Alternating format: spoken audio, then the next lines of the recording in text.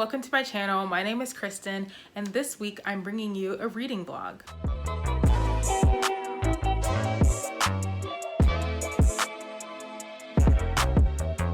It's October, it's spooky season, so it just makes sense that I read a couple of spooky books during this month. I'm not extremely into Halloween. I don't really dress up or anything. I do like to go out and party, don't get me wrong. But the whole figuring out what I want to be, putting on a costume, that just is not me, and I do the bare minimum so that I can go out and party and do what I love. I do enjoy watching Halloween movies, like the Disney Channel Halloween movies, Twitches, Halloween Town, Hocus Pocus. I'm just getting into scary movies. I wouldn't say that I like scary movies. I only watch them if I have a buddy to keep me company so that I don't pee my pants. I just wouldn't consider myself somebody who is all into Halloween. I do like the fall aesthetic and drinking pumpkin spice lattes. Anything pumpkin really, I'm all here for. So that aspect of fall in general, I enjoy. I enjoy fall fashion as well. I can't wait for it to get cold here in California so that I can finally put on my long sleeve shirts and my sweaters and look cute for once, because me and summer fashion, just not a thing. I did want to do some type of Halloween spooky type of video for my channel. So the way that I've decided to do that is to just read two spooky-ish books this week. Those two books are Monday's Not Coming by Tiffany D and Ninth House by Leigh Bardugo. I read Grown last month by Tiffany D and became an instant fan of hers right after I went and purchased Monday's Not Coming, because I know that's another one of her backlist books and people have also enjoyed that. It's not a scary book, it's not a thriller, but it does still have that mystery, creepy feeling to it, so I thought this would be perfect to read this week. This is a story about Monday Charles, who goes missing, and her best friend Claudia seems to be the only person that notices. Claudia is trying to figure out where her best friend went. Claudia goes to Monday's mom, Monday's sister. They refuse to give her a straight answer. They're no help. Nobody seems to remember the last time they've seen Monday. So Claudia just thinks it's super weird. How can a teenage girl just disappear without anybody noticing? In Ninth House, we follow Alex Stern, who has not had an easy life by no means. Alex has dropped out of school early. She has hung out with the wrong crowd. And by age 20, she is the sole survivor of a homicide. While she is on her hospital deathbed, she is offered a once-in-a-lifetime opportunity to attend Yale on a full scholarship. However, there's a catch to this wonderful offer. Alex has to observe the secret societies that are going on in Yale. And of course, there are some sinister, some evil, some crazy things going on with these secret societies, and it is Alex's job to figure out what is going on. So yeah, these books sound really interesting. I've heard great things about the both of these books, so I have no doubts that I'm going to have a great reading week. I think I'm gonna start with Monday's Not Coming, because that is going to probably be the quicker, faster read. I'm gonna just hop right on into reading. I will check in with you guys later.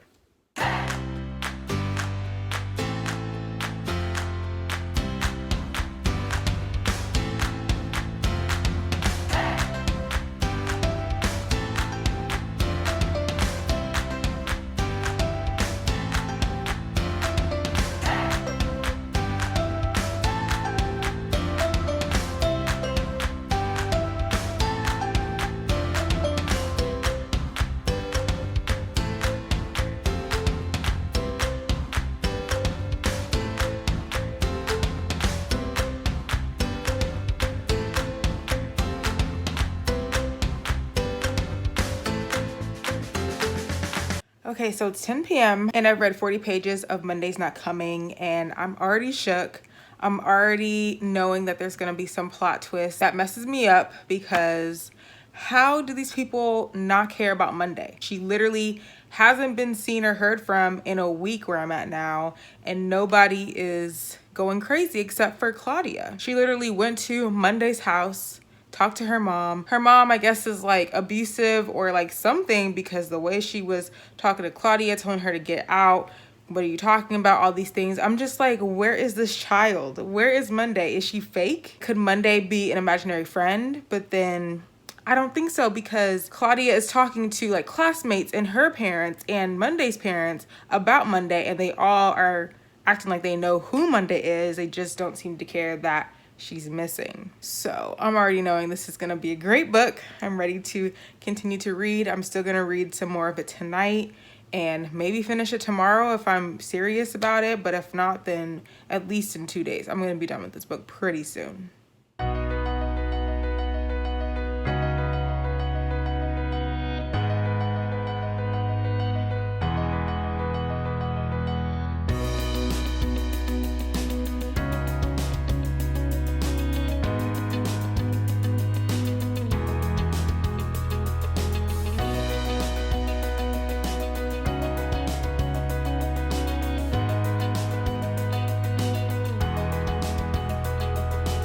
So it's about 5 p.m. on Wednesday evening, and believe it or not, I've had a pretty productive day. Not reading wise, I haven't read a page yet of Monday's Not Coming, but in terms of life things, I've done a lot. As you saw through my little B-roll montage, I ate some pumpkin waffles, got a pumpkin spice latte, went to Target, dropped my mom off at a doctor's appointment and picked her up, got my flu shot. So I'm gonna call that a productive day, because usually I just stay in my bed all day and read and scroll through Twitter or watch Netflix. So I'm happy that I got out of the house for a little bit and picked up a couple of items, ran a couple of errands. I also applied to a couple of jobs today. I am job hunting since I'm not in school at the moment, so now I'm looking for some money, and applying to jobs is a process and it can sometimes be a little discouraging, so it's not something that I focus on every day, and I'm trying to give myself grace during this time because I haven't had a break like ever in my life. I'm always doing something for school and never really spending the time with myself that I need to relax and calm down and just enjoy life. If y'all know of any job opportunities that have to do with medicine, pre-health, healthcare,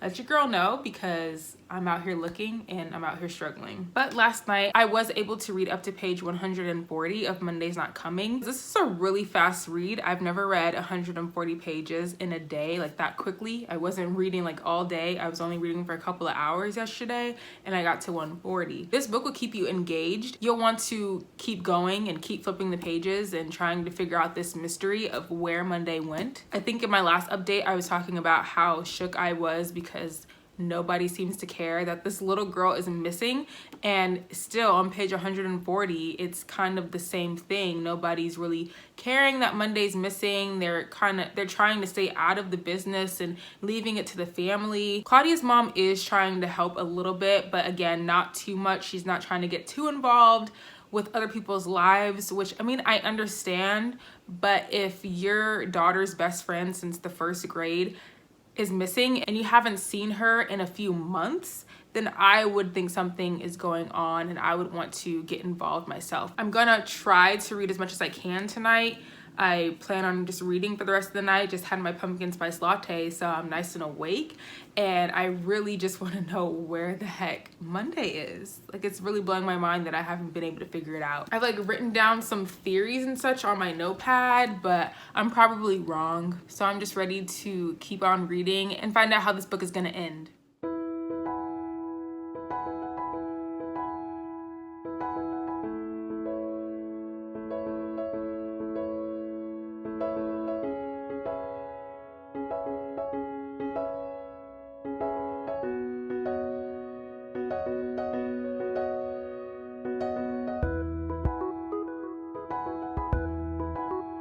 Hey guys, it's Friday. I did my hair. I'm feeling cute today. Today is my godmother's birthday, so I'm gonna go to her house in a bit to take her birthday pictures. I wanted to come here and give my update before I left, or else I was gonna forget and probably not film this update. Last night, I finished Monday's Not Coming.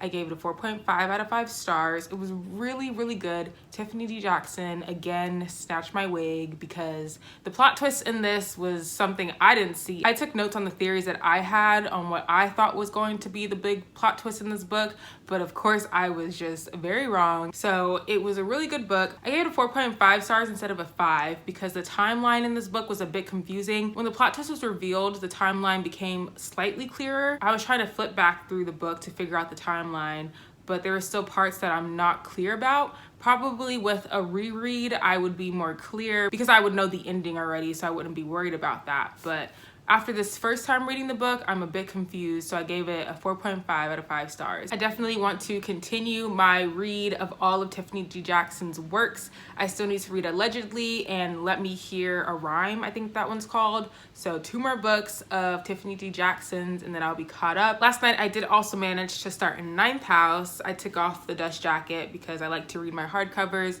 without the dust jacket because it keeps moving and all that kind of stuff. But anyway, I started Ninth House last night. I made it to page 72, which is chapter 5. And so far, I'm intrigued by this world that Leigh Bardugo has created with Alex Stern and Darlington. I am a bit confused on what's going on. There's a lot of information being thrown at me in these first few chapters without much explanation with it. But as I've been reading, I see that as the chapters go on, we are getting more information and more explanation about what is happening and how Alex Stern has ended up at Yale and things like that. So I'm intrigued. I'm gonna keep reading. I'm listening to the audiobook, so I'm really enjoying that. It's helping me, of course, get through it faster. In the audiobook, we're given 2 narrators, one a female narrator for Alex Stern and a male narrator who is Darlington, which is another character, Alex's mentor. So I'm gonna keep reading. I'm going to read a little bit before I have to go to my godmother's house to take her birthday pictures. So I'm going to try to get as much read right now in this little hour or so that I have before I gotta leave, and I'll talk to you guys later. Hey guys, it's Saturday. I just finished filming the Finally Fall book tag, which should be up before you see this vlog. So check out that video if you haven't already. But I wanted to give my update so far. During my last update, I said I was going to read for a little bit, but then I had to go to my godmother's house, take her birthday pictures for Instagram. And then after that, I went to my Nana's house. Every Friday, my family and I, we go visit my Nana and Granddaddy and we eat dinner with them and we just hang out with them for a second because since it's still COVID, we're still in a pandemic. My grandparents, they don't leave the house as often. We haven't had family gatherings like we usually do. And so they be missing everybody. And so we just go and visit them once a week to make them feel loved and allow them to have people around them that love them and care for them. Yesterday, I did not read too much. While I was at my Nana's, I hopped onto Mel's live reading sprints and I read for a bit then. And after that, we did a Zoom call with Maya, Mel, Jaleesa, and Deja. And instead of reading, we just chatted for hours and hours. And so I didn't get too much reading done yesterday, but I did want to talk about what I read yesterday because there are 2 specific things that I want to talk about. One that I really enjoyed and one that was pretty sad, but it was very important to the story. The first is that there is a magical library, okay? I read that and I instantly wanted to be in this world and experience this magical library. Basically, you just write down a subject on a piece of paper, place it in the bookcase, and then the library will pull volumes and books that have to do with the subject that you wrote down, and then you just open the bookcase back up and the books are right there for you. So you don't have to do any searching. This would make a research project so much easier. If I just wrote down the topic of my paper and the books that I needed came up instead of having to spend hours doing a literature search, I would love doing research papers and would probably sign up to do more of them. That would definitely be my favorite part of being in this world. I'm only a little bit over 100 pages and I'm just knowing that that's my favorite part of this world. Also in a previous update, I mentioned that I wanted to learn more about Alex's past, about how she ended up in Yale and what her past was like, what happened to her.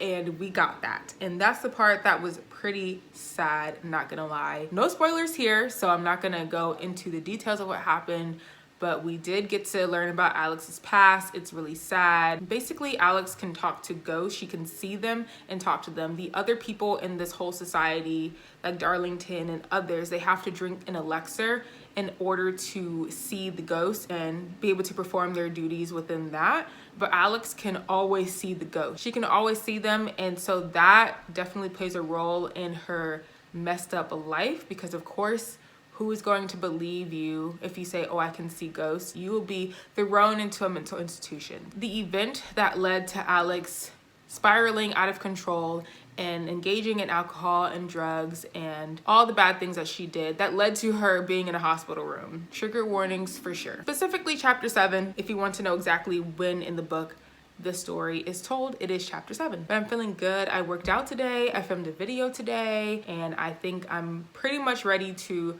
read some more of Ninth House because I want to finish this book by tomorrow, but if not, then Monday.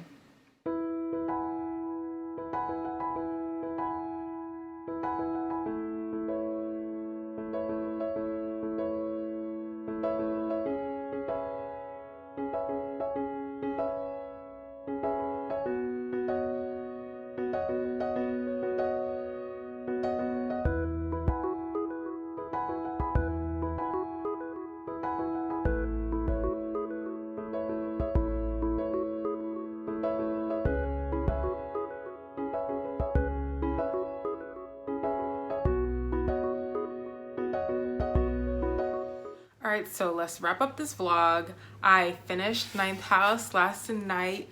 I absolutely love this book. I gave it a 4-star on Goodreads, but I'm really going through a 4 stars and a 4.5 stars because once it got out of its slow part in the beginning, it really picked up. The plot picked up, the stakes picked up, the mysterious and the dark element of the book really picked up after the first 100 or 150 pages of this book.